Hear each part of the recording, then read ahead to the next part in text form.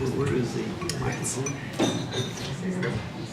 Well, you've been hearing from all these younger people about what it means to have Bob and sometimes Nancy help you. It's time you heard from somebody older, much older than they are, and how much they've helped me.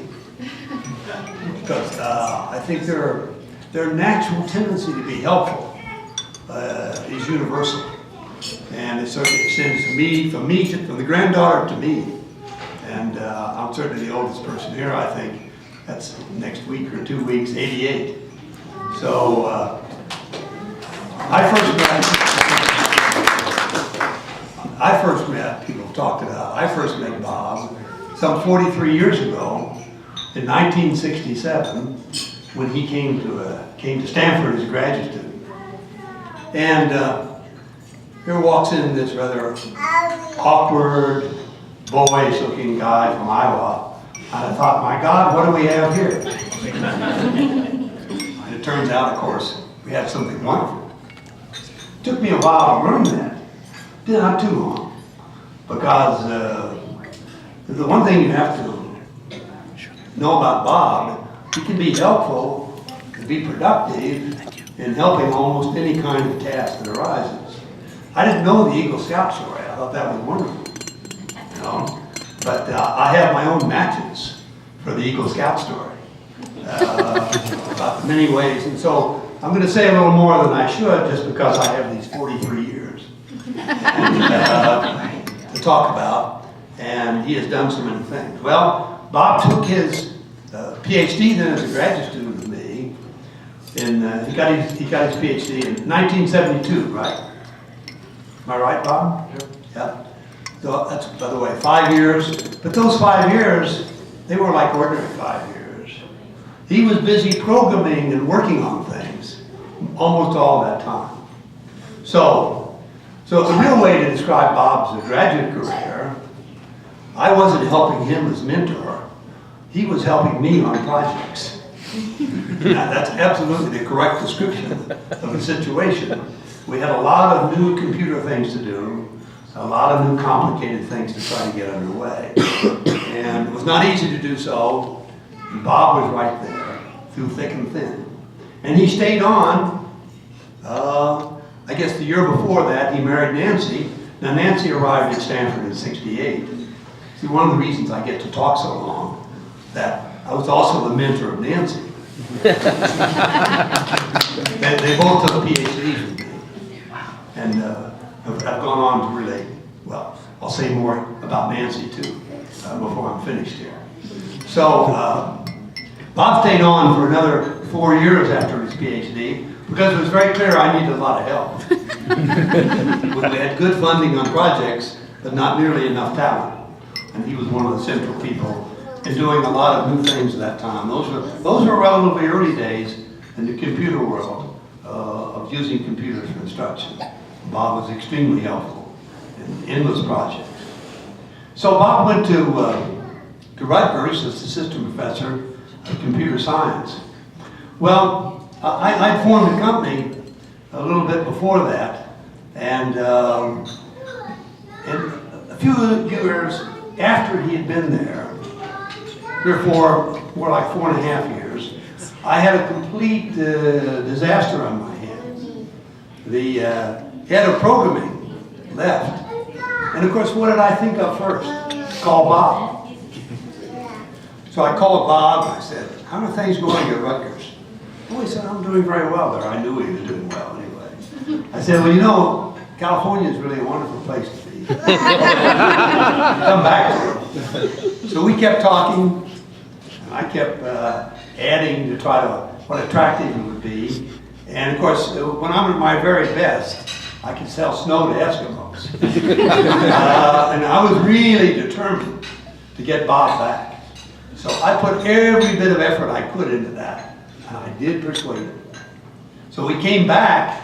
So that's why we had this long story. So we came back to be head of programming at this company, Computer Curriculum Corporation, that had grown out of the work at Stanford. And the many things that people have said here, his children have said only, just take what his children have said. You see exactly what is wonderful about Bob as a manager. Bob is in, well, the other thing about Bob, you see, that's very good. He's what we call a new style manager. He isn't, get out in front, lead the troops, God damn it, why don't you get to work, or where you been, et cetera, et cetera, et cetera. Bob's not like that. He's helpful. He wants to see you get the job done. He wants to help in any way he can.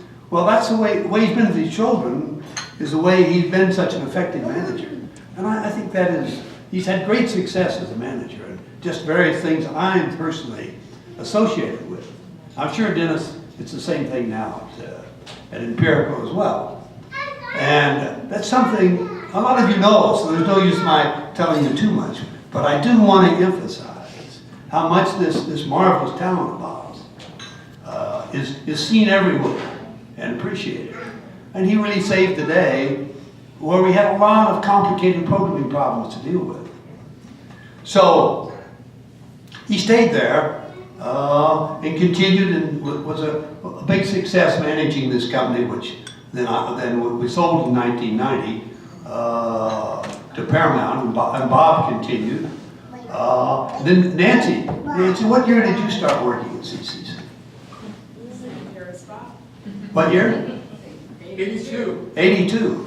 So it was really, I got more help, you see. Also got Nancy. Now, if you know Nancy, well, by the way, it's very unusual in my entire experience of married couples. I never knew two people who were so completely well organized as the two of them are. Usually, the husband's well organized and the wife, is all disorganized, or vice versa. The wife's very well organized and trying to keep track of things for the husband.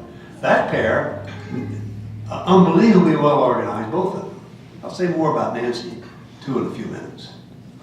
So, must continue, though, this story about this, because what is interesting is how much my own career has been intertwined with Bob. So, okay, so then I retired on this sale in 1990 and thought I would just sit back in my rocking chair. That wasn't good enough. So pretty soon I was active again and formed an educational program for gifted youth at Stanford. Well, we go along a few years and getting into a lot of problems. So whom did I think to call? Well, you know the answer. So now Bob hasn't been full-time. See, one thing you want to understand about Bob is the marvelous talent he's got. Dennis told you about the good things he done in his miracle and is doing. Well, he's quite capable of doing that in more places than one. He's also been a consultant at Stanford, helping us, and absolutely critical. And it's exactly the same talents you've heard about. But what is marvelous about Bob, I mean, the last time he did this, he was a good deal younger. Now, he's got that same spirit, that same enthusiasm, that same energy, that same willingness to make things work, to work with people in every way, to bring out the best of their talents. And so, he's absolutely indispensable.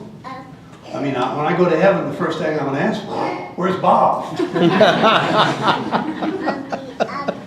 Now, there's a corollary to that. Many of you know Nancy's career. She had a great career at Oracle. In fact, I have to tell this story about Nancy. You probably know this story. The unit that Nancy was in at Oracle decided, for various kinds of reasons that happen in corporations, to move to Colorado Springs. Colorado Springs, wasn't it, Nancy? Is that right? Yes. Yeah. The unit she was in at Oracle moved to Colorado Springs. She said, I can't go. I've got all these children around here doing various things. Remember, Laura? Yeah.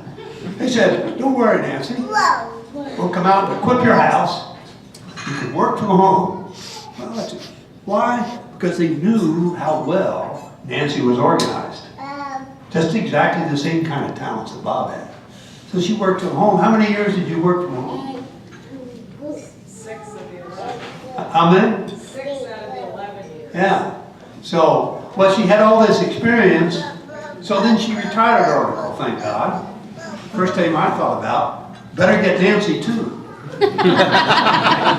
And So the end of this success story is to tell you one of the reasons I've been able to flourish at my age is not only Bob, but Nancy's been helping me. And they've both been wonderful.